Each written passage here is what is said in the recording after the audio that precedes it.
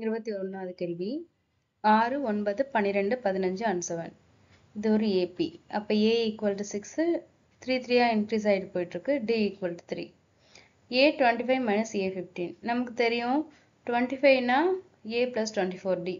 15னா A plus 14D. அதாவது nth term கண்டுபிடிக்க formula. இதை சப்ட்ராக்ஷன் பண்ணும்போது ஏவும் ஏவும் கேன்சல் ஆகிடும், 10Dன்னு வந்துடும். D3ங்கிறதுனால மல்டிப்ளிகேஷன் பண்ண 30. அப்போ ஆப்ஷன் D தான் சரியான விடை. 22வது கேள்வி. இதுல மோடு 45 இருந்தா அந்த மோடோட இடத்துல கொடுத்துருக்காங்க இல்லையா, அந்த ஃப்ரீக்வன்சி அது எத்தனைன்னு கேட்டிருக்காங்க. ஓகே, நமக்கு ஃபார்முலா 9th இருக்கு. மோடு ஈக்குவல் டு அதோட லோயர் இன்டர்வல் பிளஸ் இதோட ஃப்ரீக்வன்சி மைனஸ் இதுக்கு முன்னாடி இருக்கிற frequency F1 2 into F minus F1 minus F2 into அந்த இன்டர்வலோட சைஸ் 20.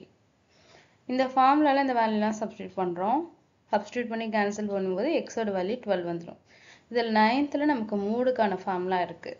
அதில் சப்ஸ்டியூட் பண்ணி நம்ம ஆன்சர் கண்டுபிடிச்சிடலாம். 23. இது ஒரு ஜிபி. ஜிபினா நமக்கு எந்த டைம் கண்டுபிடிக்க ஃபார்முலா தெரியும். Tn equal to R for n minus 1. Ratio R வந்து 24ன்னு கொடுத்துட்டாங்க. 39 T39க்கும் T37க்கும் உள்ள ரேஷியோ K:1னா K என்ன? 39 நமக்கு தெரியும் A R for 38. 37னா A R for 36. ரேஷியோங்கிறப்போ டிவைட் பண்ணோம். டிவைட் பண்ணும்போது A கேன்சல் ஆகிடும். அப்போ R ஸ்கொயர் வந்துடும்.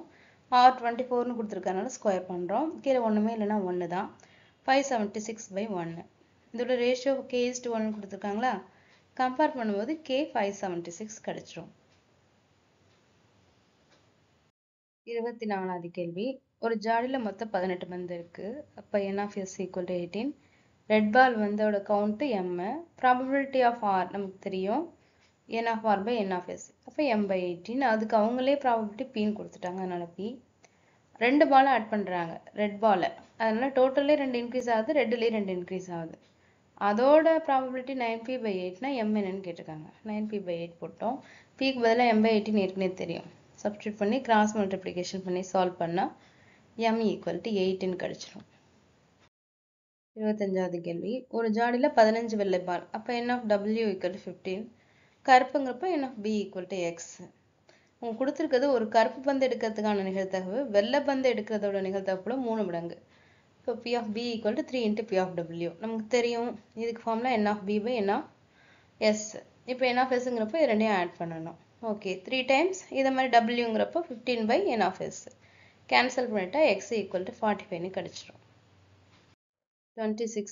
ஈஸியான கேள்வி தான். 3 டைஸ், அதோட சாம்பிள் ஸ்பேஸ் நமக்கு தெரியும் 10th இருக்கு, 9th இருக்கு. n of s equal to 8 மொத்தம் கிடைக்கும். ஏன்னா 2 power 3ன்னு போட்டாலே 8 தான் கிடைக்கும். எத்தனை இருக்கோ அது பவரில் போடணும். ஓகே, இதில் வந்து என்ன, அட்லீஸ்ட் 2 ஹெட்டுங்கும் போது 2 or 3 இருக்கலாம். அப்போ 2 இருக்கும்போது 2 இருக்கிறதுக்கு 3 இருக்கு, 3மே ஹெட்டாக இருக்கிறதுக்கு 1 இருக்கு, அப்போ 4. நமக்கு p of a ஃபார்முலா தெரியும் n of a by n of s. Divide பண்ணும்போது 1/2 கிடைச்சிடும். ஒரு குளத்தோட கரைகள்ல 2 மரங்கள் இருக்கு, எதிரெதிர் கரையில. இப்போ ஒரு மரம் அடியிலேருந்து அடுத்த மரத்தோட உயரத்தை ஒரு பறவை பறக்குது 30 டிகிரி ஏற்ற கோணத்துல. பறக்கிற ஸ்பீடு பார்த்தோம்னா 20 மீட்டர் பர் செகண்ட். அடையிற நேரம் வந்து 3 வினாடி. இப்போ கடந்த தூரம் 20 × 3 60. நமக்கு தெரியும் டிஸ்டன்ஸ் ஃபார்முலா. இதில் எதிர்ப்பக்கம் தெரியாது, நமக்கு கர்ணம் தெரியுது. அப்போ சைன் தீட்டாவை யூஸ் பண்ணால் எதிர்ப்பக்கம் கண்டுபிடிச்சிடலாம். sin 30 equal to x/60. Solve பண்ணும்போது x30 வந்துடும். ஓகே, இப்போ அந்த அடியில் உள்ளதை கண்டுபிடிக்கிறேன். ஏன்னா இங்கே மேலே சிடி கண்டுபிடிக்கணும். சிடி ஏபி ஈக்குவல் தான். அப்போ இந்த பக்கம் ஆப்போசிட் தெரிகிறதுனால இந்த பேஸை கண்டுபிடிச்சிடலாம். tan 30 degree equal to opposite by base. இதை சால்வ் பண்ணும்போது ஏபி 30√3 வந்துடும். ஏபியும் சிடியும் ஈக்குவல். இப்போ இங்கே tan 60 equal to y by 30√3. y equal to 90. இந்த மரத்தோட உயரங்கிறது எக்ஸையும் ஒய்யும் ஆட் பண்ணுறது தான். அப்போ 30 + 90 120. 28வது கேள்வி. ABC இதோட சராசரி 30, இடைநிலை B முகடு 0. மீனுங்கிறப்ப 3 நம்பரையும் ஆட் பண்ணி 3 டிவைட் பண்ணுறது 30. அப்போ A + B + C equal to 90 நமக்கு கிடச்சிடுது. Median B. We know that ஒரு ஃபார்முலா இருக்குது, இது மூணுத்துக்குள்ள ஒரு relationship. Mode equal to 3 times median minus 2 times mean. 3 × B minus 2 × 30. இப்போ B நமக்கு 20 கிடச்சிருச்சு. இங்கே 20 சப்ஸ்டியூட் பண்ணோம்னா A + C equal to 70. அதான் அவங்க கேட்டிருக்காங்க. 29th question. இந்த QPR, P ல வந்து ஒரு ரைட் ஆங்கிள் இருக்கு. அப்போ அந்த OR square equal to PR square plus QP square. ஏன் அப்படி எடுத்துக்கணும்னா PQவும் PRம் கொடுத்துருக்காங்க. அப்போ 7 ஸ்கொயர் பிளஸ் 24 ஸ்கொயர். அப்போ QR நமக்கு 25 கிடைச்சிடும். அவங்க என்ன கொடுத்துருக்காங்கன்னா இந்த ஷேடட் ரீஜனோட ஏரியா K/28. ஷேடட் ரீஜனுங்கிறப்போ ஒரு செமி சர்க்கிளில் இந்த ட்ரையாங்கிளோட ஏரியா சப்ட்ராக்ஷன் பண்ணுறோம். சப்ட்ராக்ஷன் பண்ணி சால்வ் பண்ண ஆன்சர் என்ன வந்துடும்னா 4523/28. அது K/28க்கு ஈக்குவல்னு கொடுத்துட்டாங்க. அப்படின்னா K என்னன்னு கேட்டுக்காங்க.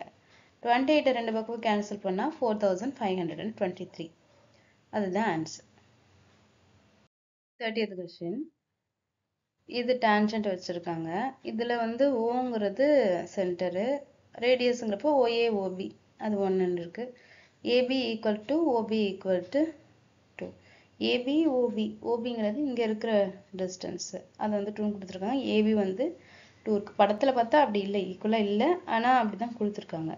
ட்ரையாங்கிள் PABயோட பெரிமீட்டர் என்ன அப்படின்னு கேட்டிருக்காங்க. OA கிவன்லாம் எழுதிட்டோம். இந்த PAOங்கிறது இந்த இடத்துல ஒரு ரைட் ஆங்கிள் ட்ரையாங்கிள், நமக்கு தெரியும் ரேடியஸும் டான்ஜென்ட்டும் பர்பெண்டிகுலர்னு. அப்போ பித்தாகரஸ் தியரம் யூஸ் பண்ணா OP square equal to PA square plus OA square. அப்போ நமக்கு தெரியும் PA வந்து நமக்கு தெரியும். PA தெரியுமா? PA தான் கண்டுபிடிக்கணும். அப்போ OP வந்து 2ன்னு கொடுத்துருக்காங்கன்னா 2 ஸ்கொயர். இந்த OA இந்த பக்கம் வந்தும்போது மைனஸ்ல வந்துடும். அப்போ 1 square. PA square equal to 3ன்னு வந்துடுது. PA equal to √3. பெரிமீட்டர் என்ன நமக்கு தெரியும்? அதோட சைட்ஸ் ஆட் பண்ணுறது. இது ஒரு √3, இது ஒரு √3, அப்போ 2√3. இந்த ஏரியா வந்து அவங்க AB ஏற்கனவே 2ன்னு கொடுத்துட்டாங்க, அதை ஆட் பண்ணுறோம். இதெல்லாம் ஆட் பண்ணும்போது அப்ராக்சிமேட்டா 5.5 வந்துடுது கிட்டத்தட்ட. அதனால நான் 6ன்னு விடையை சூஸ் பண்ணியிருக்கேன்.